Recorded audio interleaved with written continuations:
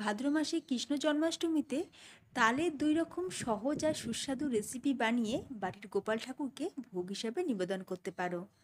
আর এবছরের তাল সিরিজের এটাই আমার প্রথম রেসিপি। তালের লুচি, একদম ফুলকো ফুলকো, আর সাথে তালের ক্ষীর। নমস্কার, বেঙ্গলি পাকশালার আরও একটা নতুন রেসিপিতে তোমাদের সবাইকে স্বাগত। তাহলে চলো আজকে রেসিপি শুরু করা যাক। দেখো, প্রথমেই এখানে আমি একটা তাল নিয়েছি। আচ্ছা, এখানে আমি তালটাকে প্রথমে ধুয়ে নিয়েছি ভালো করে। তারপরে এবার তালের খোসাটা আমরা ছাড়িয়ে নেব। আর দেখবে তাল একটু কালো হলে বেশি ভালো হয়। এটা কিন্তু আমার মা বলেন যে তাল যদি বেশ কালো হয় তাহলে সেই তাল কিন্তু তিতো হয় না। তো প্রথমে তালের মুখের অংশটাকে কেটে বাদ দিয়ে দিলাম। এবার তালের খোসাটাকে আমরা ছাড়িয়ে নেব।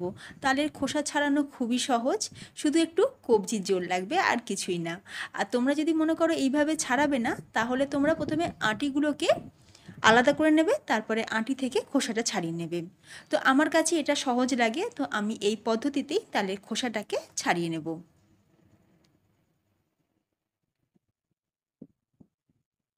তালের খোসাটা ছাড়ানো হয়ে যাওয়ার পর এবার আমরা তালের ভেতরে যে 3টে আঁটি থাকে, তো সেটাকে আলাদা করে নিচ্ছি।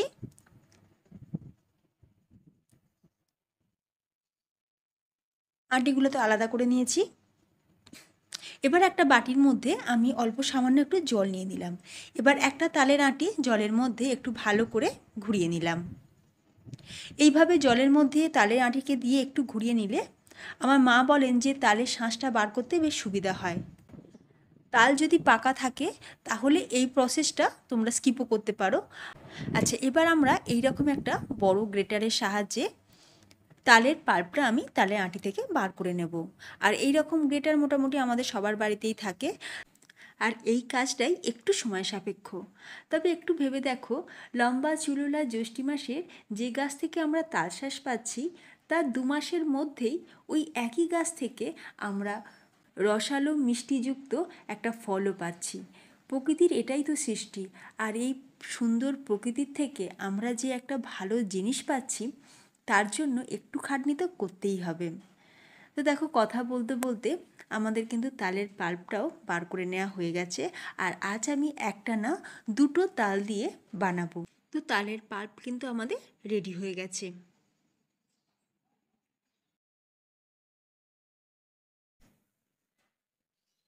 এবার আমরা তালের পাল্প থেকে প্রথমে 2 কাপ তালের পাল্প একটা ফ্রাই প্যানের মধ্যে নিয়ে নিলাম। ওজন হিসাবে ধরলে এখানে 400 গ্রাম তালের পাল্প নিয়েছি। তোমরা তোমাদের পরিমাণ মতন তালের পাল্পটা কম বা বেশি করে নিতে পারো। আচ্ছা, 2 কাপ তালের পাল্পের জন্য এখানে আমি দিয়ে দিচ্ছি 1/2 কাপ চিনি। ওজন হিসাবে ধরলে এখানে 100 গ্রাম চিনি নিয়েছি। আর স্বাদটার ব্যালেন্স হওয়ার জন্য খুবই সামান্য পরিমাণে, মানে 1 চিমটে একটু নুন দিয়ে দিলাম। একটু নুন দিয়ে দিলে যেমন স্বাদেও বাড়ে, তেমনি তাল যদি তেতো থাকে তাহলে সেই তেতোটাও মুখে লাগে না। এবার ফ্রাই প্যানটাকে আমি গ্যাসের ওপর বসিয়ে মিডিয়াম ফ্লেমে তালটাকে জাল দিয়ে নেব। আর এইভাবে চিনির সাথে জাল দিয়ে তোমরা ফ্রিজেতেও রেখে দিতে পারো।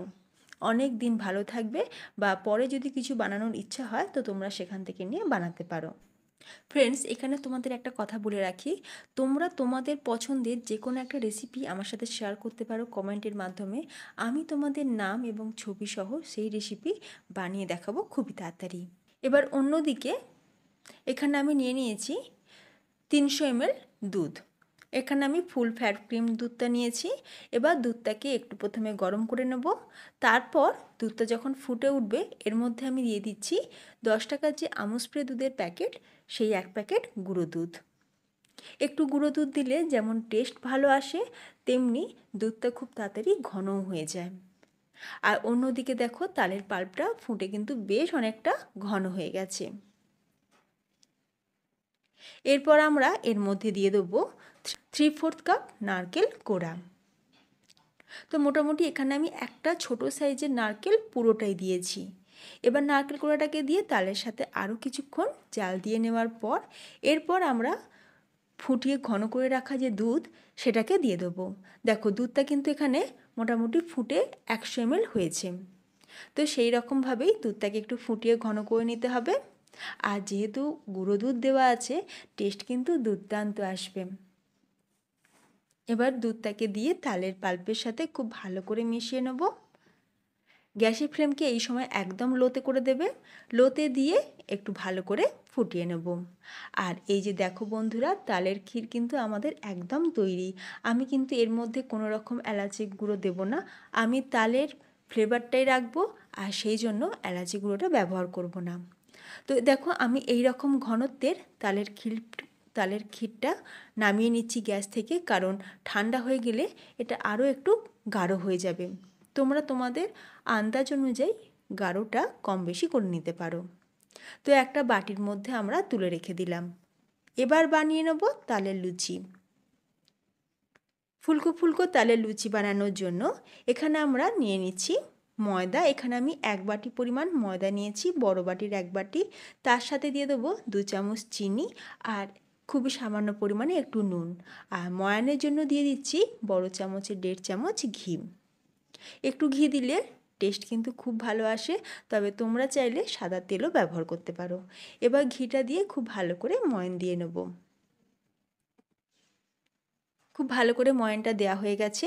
এরপর আমি এখানে নিয়ে নিয়েছি তালের পাল্প, 1 কাপ পরিমাণে নিয়েছি।